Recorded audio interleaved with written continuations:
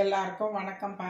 இன்னைக்கு வந்து ப்ளைனாக சும்மா வீட்டில் இருக்கிற பொருளை வச்சு நம்ம ப்ளைனாக ஒரு காரக்குழம்பு செய்யணும். அப்படி ஒரு இது இருக்குது. அதுக்கு என்னன்னா, வெண்டைக்காய் வச்சுருக்கேன், கத்திரிக்காய் வச்சுருக்கேன், தக்காளி வச்சுருக்கேன். அதுக்கப்புறம் தேவையானது புளி ஊற வச்சு வச்சுருக்கேன்.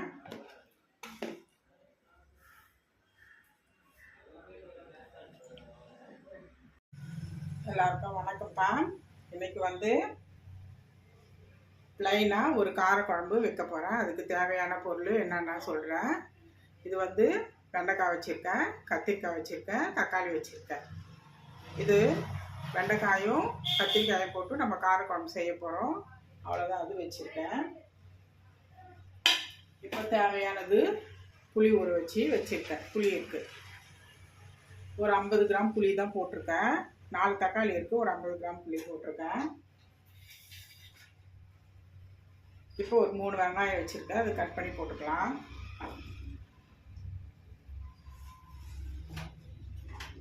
இப்போ வந்து ஒரு பாத்திரம் வச்சுட்டேன். இப்போ பாத்திரம் வச்சுட்டு இப்போ வந்து நல்லெண்ணெய் ஊற்றிக்கலாம். நம்ம ஸ்டவ் ஆன் பண்ணிவிட்டு நம்ம நல்லெண்ணெய் ஊற்றலாம்.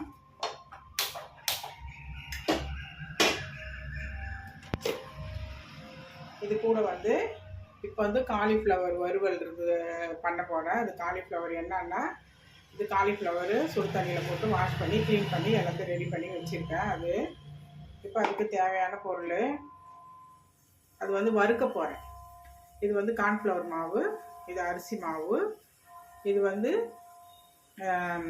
ரெட் சில்லி, இது காஷ்மீரி மிளகாய் தூள், உப்பு, கொஞ்சம் கரம் மசாலா, அவ்வளோதான். இது தேவையான பொருள். இப்போ நம்ம வந்து இதில் போட்டுக்கலாம்.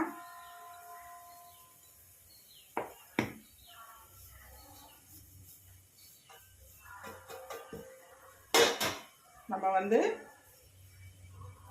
காலிஃப்ளவரில் இந்த மசாலா வந்து போட்டாச்சு. இப்போ வந்து ஒரு பாத்திரம் வச்சுட்டேன். இப்போ வந்து எண்ணெய் ஊற்றிக்கலாம், நல்லெண்ணெய் ஊற்றிக்கலாம். சட்டி நல்லா காயுது. காய்ஞ்சிட்டு இப்போ கடுகும் வெந்தயம் தான் போட போகிறோம், வேறு எதுவுமே கிடையாது.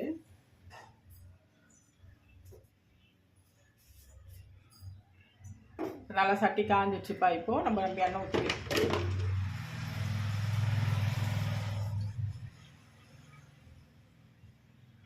கூடுதலாக கொஞ்சம் எண்ணெய் ஊற்றிக்கலாம். இது வந்து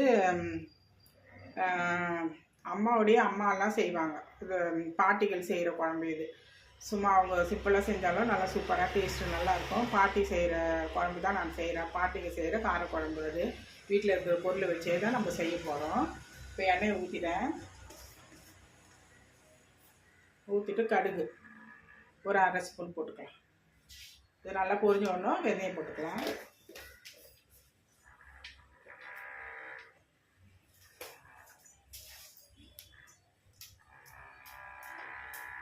இப்போ வெந்தயம் இதுக்கு கொஞ்சோண்டு போட்டுக்கலாம். வெந்தயம்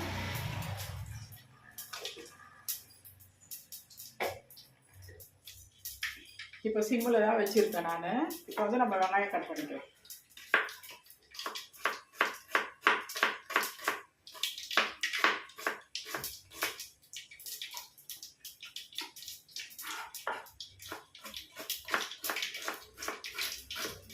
கடுகு போட்டதுனால நம்ம தூரமாக தெரிக்கணும், தூரமாக இருக்கணும். ஏன்னா மேலே வந்து தெரிக்குது, கடுகு வந்து தெரிக்கும். கொஞ்சம் தூரமாக இருந்துக்கணும்.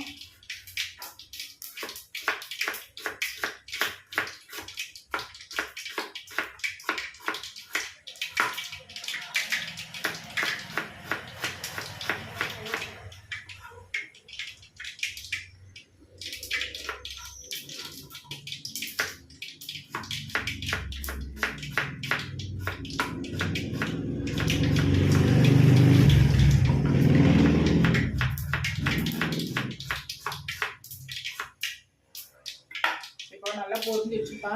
தட்டில் நல்லா பொரிஞ்சிச்சு. இப்போ வெங்காயம்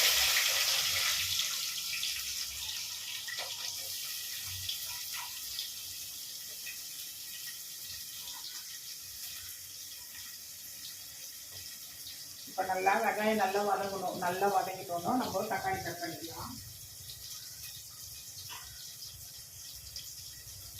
தக்காளி வந்து நான் 5 தக்காளி வச்சுருக்கேன். 5 தக்காளி போட்டுக்கலாம். புளி வந்து ஒரு 50 கிராம் தான் போடுறேன். புளி வந்து ரொம்ப வேண்டாம். இது 5 தக்காளி நம்ம கட் பண்ணிக்கலாம். வெண்டைக்காய் வந்து 100 கிராமு, கத்திரிக்காய் 100 கிராம் தான் போடுறேன்.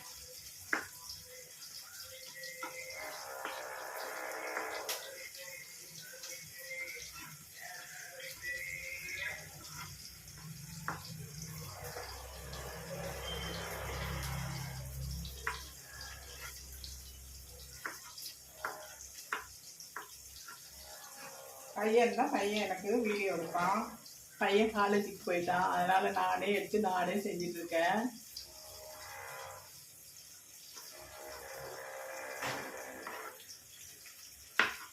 அவன் தான் எனக்கு ரொம்ப ஹெல்ப் பண்ணுவான். அந்த என்ன செஞ்சோம்னா அவன் வந்துட்டு வீடியோலாம் கொஞ்சம் எடுத்து எனக்கு கொடுப்பான். அவன் பையன் இல்லை, அது நானே எடுத்து நானே எல்லாமே உங்களுக்கு வீடியோ போட்டுட்ருக்கேன்.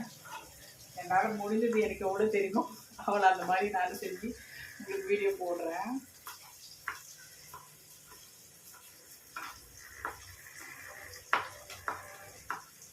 ஏன்னா பையன் எனக்கு வந்து கரெக்டாக நான் செய்து அப்படியே எடுத்து கரெக்டாக இது பண்ணி வீடியோ எடுத்துகிட்டு இருக்கான். இப்போ கட் பண்ணுறது நான் தெரியல பாருங்க. நானே இங்கே தக்காளியெல்லாம் கட் பண்ணிட்டு இருக்கேன். முகம் மட்டும் தான் தெரியுது. அதனால் அந்த மாதிரி வச்சு இப்போ எடுத்துகிட்டு இருக்கேன் நான் வீடியோ. இப்போது அவன் தானே நான் கட் பண்ணுறது எல்லாமே தெரியும். இப்போ வந்து தக்காளி கட் பண்ணி வச்சுட்டேன்.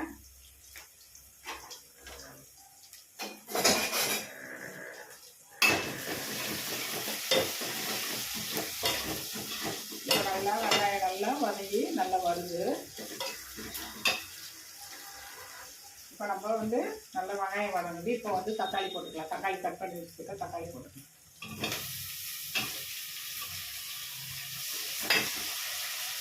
எல்லாம் வதங்கிறதுக்கு தெரியணும் இப்போ இல்லையா? அதனால் வந்து நான் கிட்ட எடுத்துக்கிறேன்.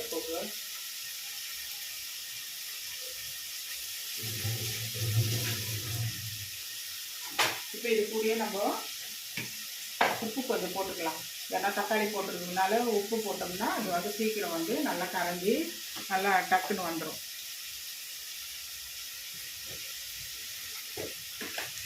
இப்போ தேவையானது உப்பு அது போட்டுக்கலாம்.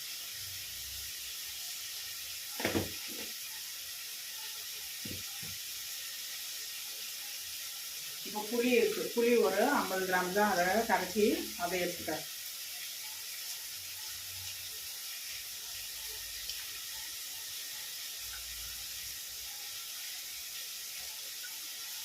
இப்போ நல்ல தக்காளி வந்து நல்லா வதங்குது. வதங்குறப்போ நம்ம வந்து கத்திரிக்காயும் வெண்டைக்காயும் கட் பண்ணி வச்சுக்கலாம். நம்ம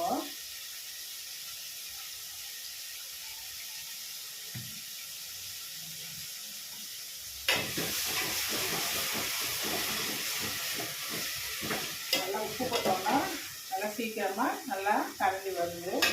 இப்போ வந்து நம்ம வந்து வெண்டைக்காயும் கத்திரிக்காயும் கட் பண்ணிக்கலாம். இது குழம்புக்காக வேண்டி நல்லா பெருசு பெருசாக போட்டுக்கலாம். ரொம்ப சின்னதாக போடணுன்னு அவசியம் இல்லை. வெண்டைக்காய் பெருசு பெருசாக போட்டுக்கலாம். வெண்டைக்காயை கட் பண்ணிவிட்டு நான் கிட்ட எடுத்துக்கிறேன். வீடியோ எல்லாம் வதங்குறது எல்லாம் உங்களுக்கு தெரியணும் இல்லையா? நான் பார்த்துட்டு நான் பேசிட்டே இருந்துட்டு இது மட்டும் காமிச்சேன். அதுக்கப்புறம் உங்களுக்கு எப்படி குழம்பு எப்படின்னு தெரியும். அதனால் இதெல்லாம் கொஞ்சம் கட் பண்ணி வச்சுட்டு நான் கிட்ட எடுத்துக்கிறேன் வீடியோ. அப்போ வந்து நான் எடுத்துக்கிட்டே சமைக்கிறதுக்கு கரெக்டாக இருக்கும். ஏன்னா ஒரு கையில் வீடியோ எடுத்துட்டு ஒரு கையில் நான் வந்து கட் பண்ண முடியாது. அதனால் கட் பண்ணிக்கிறேன்.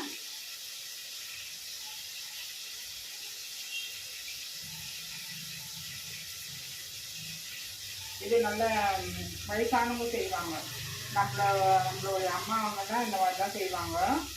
அதுக்கப்புறம் சின்ன வயசாக இருக்கிறவங்க அவங்க பாட்டிங்களை அவங்க செய்வாங்க. இந்த மாதிரி அவங்க கொஞ்சம் சிம்பிளாக இந்த மாதிரி செய்வாங்க. வீட்டில் இருக்கிற பொருளை வச்சு இது கூட உருளைக்கிழங்கு கூட போடலாம், நல்லாயிருக்கும்.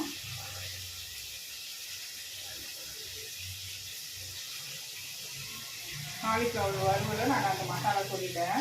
காலிஃப்ளவருக்கு என்ன போட்டேன்னா காஷ்மீர் மிளகாய் தூள் போட்டேன், கொஞ்சம் அரிசி மாவு போட்டேன், கான்ஃப்ளவர் மாவு போட்டேன், அதுக்கப்புறம் உப்பு போட்டேன், கொஞ்சம் கரம் மசாலா போட்டேன். வறுவலுக்கு மட்டும் அது 65 மாதிரியே இருக்கும். ஆனால் வறுவல் அது சூப்பராக இருக்கும். ஒன்றோடு ஒன்று ஒட்டாது, நல்லா இருக்கும், சூப்பராக இருக்கும். இப்போ வெண்டைக்காயை கட் பண்ணிவிட்டேன். அடுத்தது லாஸ்ட்டாக கத்திரிக்காவை கட் பண்ணணும். ஏன்னா முன்னாடியே கட் பண்ணோம்னா கத்திரிக்காய் வந்து ஒரு மாதிரி அது கருப்பு மாறி வந்துடும். அது இப்போ பார்க்குறதுக்கு சாப்பிட்றதுக்கும் நமக்கு பிடிக்காது, நல்லாவே இருக்காது. அதனால் வந்து லாஸ்ட்டாக கட் பண்ணிக்கலாம். இப்போ நல்லா வந்து தக்காளி நல்லா கரண்டி வருது.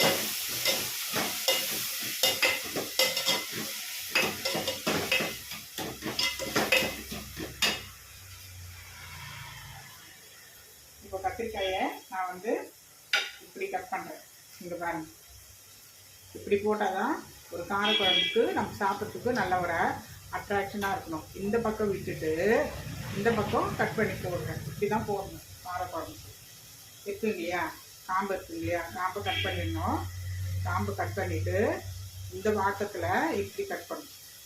அப்போ பூச்சி எது இருந்தாலும் நம்ம பார்த்துக்கலாம். ஒரு சூப்பராக இருக்கலாம். இப்படி எடுத்து சாப்பிட்டோம்னா காரக்குழம்புல நம்ம ஜம்முன்னு இருக்கும். மீனுன்ற மாதிரியே கூட நம்ம ஒரு இதில் சாப்பிட்லாம். மீன் மாதிரி இருக்கும். நல்லா வச்சு இப்போ வந்து மிளகாத்தூள்லாம் நம்ம போட்டுக்கலாம்.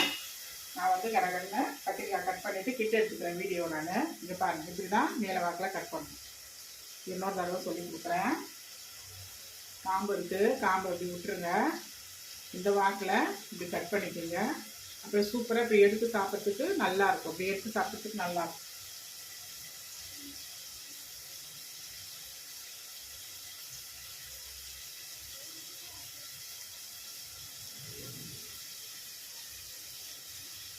இப்போ எல்லாம் வதங்கிடுச்சு. நம்ம லாஸ்ட்டாக கொத்தமல்லி கருவேப்பிலை போட்டுக்கலாம். இப்போ நல்லா வதங்கி வந்துடுச்சு.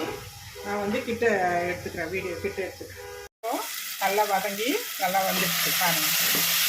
நான் இப்போ கிட்ட எடுத்துக்கிட்டேன். எங்களுக்காக வந்து நான் கிட்ட எடுத்துக்கிட்டேன். நான் பேசுறது தான் தெரியுது, அதனால் கிட்ட எடுத்துக்கிட்டேன். இப்போ வந்து வெறும் கடுகும் வெந்தயம் போட்டேன், அப்புறம் வெங்காயம் போட்டேன், அப்புறம் தக்காளி போட்டு உப்பு போட்டு நல்லா இப்போ கலந்து வந்துடுச்சுங்களா. இப்போ என்ன பண்ணலாம், இப்போது நீல வாக்கில் கட் பண்ணி வச்சுருக்கேன். எவ்வளோ சூப்பராக இருப்பாங்க. இந்த மாதிரி தான் நம்ம கட் பண்ணோம். இதே எல்லாம் கட் பண்ணி வச்சுருக்கேன். இப்போ தேவையானது வந்து நம்ம வந்து மஞ்சத்தூள் கொஞ்சம் போட்டுக்கலாம். அப்புறம் வந்து மிளகாய்த்தூள் போட்டுக்கலாம். மிளகாய்த்தூள் ஒரு 5 ஸ்பூன் போட்டுக்கிறேன். நல்லாயிருக்கும். காரக்குழம்புன்றது கொஞ்சம் காரமாக இருந்தால் தான் நல்லாயிருக்கும்.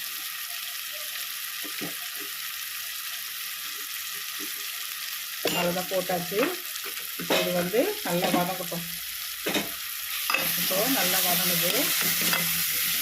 இப்போ வந்து காயை போட்டுக்கலாம். நம்ம வெண்டைக்காயும் கத்திரிக்காயும் வச்சுருக்கேன், போட்டுக்கேன்.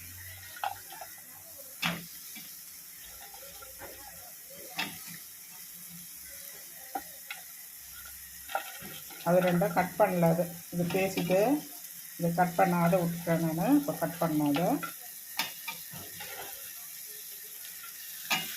அதுக்கப்புறம் இது போட்டாச்சு. போட்டுட்டு இப்போ தேவையானது நம்ம தண்ணி ஊற்றிக்கலாம்.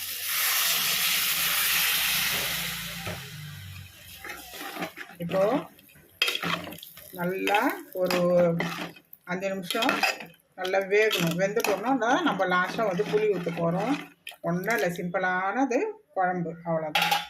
இப்போ வந்துட்டு புளி வச்சுருக்கேன் இல்லையா, இது வந்து எல்லாமே போட்டுட்டேன். இந்த கார்ன்ஃப்ளவர் மாவு, மிளகாய்த்தூள், உப்பு எல்லாமே போட்டுட்டு இது வந்து வறுவல் 65 சொல்லிக்கலாம், வறுவலும் சொல்லிக்கலாம். அரிசி மாவுலாம் கூட போட்டாச்சு.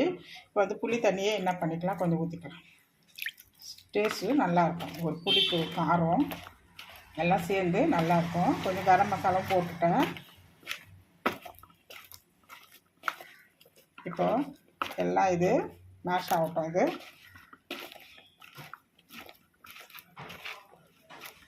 இன்னும் கூட கொஞ்சம் தெளிச்சுக்கலாம். ரொம்ப தெளிச்சோம்னா அப்படி தண்ணி விட்ட மாதிரி ஆகிடும். ஒரு 5 நிமிஷத்துக்குலாம். அதனால் வந்து அந்த மாதிரி போடக்கூடாது. தெளித்து தான் நம்ம இது போட்டுக்கலாம். இப்போ வந்து ஊறட்டும். இது கை வாஷ் பண்ணிக்கலாம்.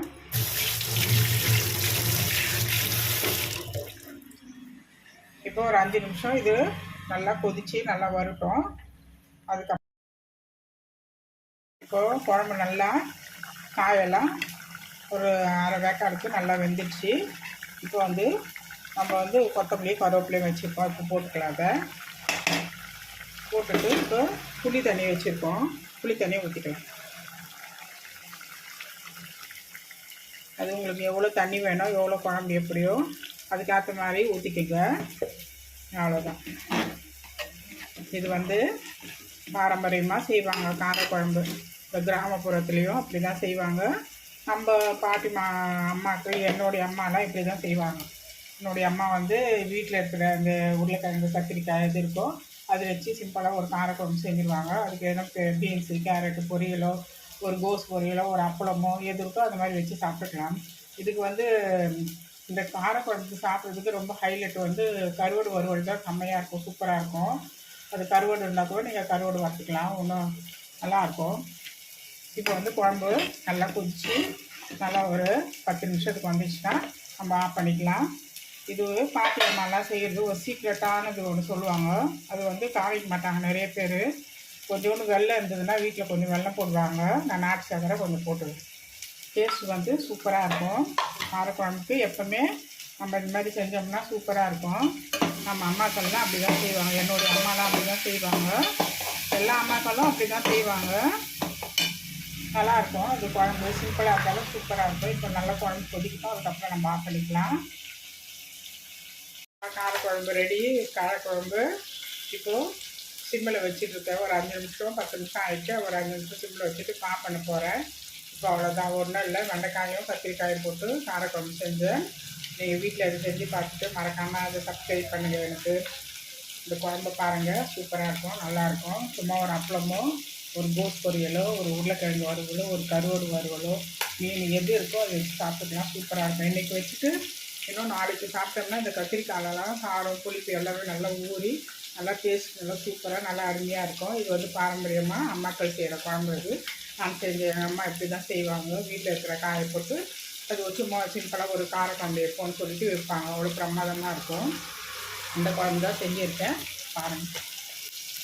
நல்லா மேலே நல்லா எண்ணெய் கப்பி நல்லா வந்துச்சு. நம்ம இப்போ வந்து ஆஃப் பண்ணிவிடுவோம். அவ்வளோதான். ஸ்டவ் ஆஃப் பண்ணியாச்சு. அவ்வளோதான், முடிஞ்சது குழம்பு. இப்போது அவ்வளோதான். சூப்பரான சிம்பிளான காரக்குழம்பு இது வீட்டில் செய்யுங்க. சூப்பராக இருக்கும், நல்லாயிருக்கும்.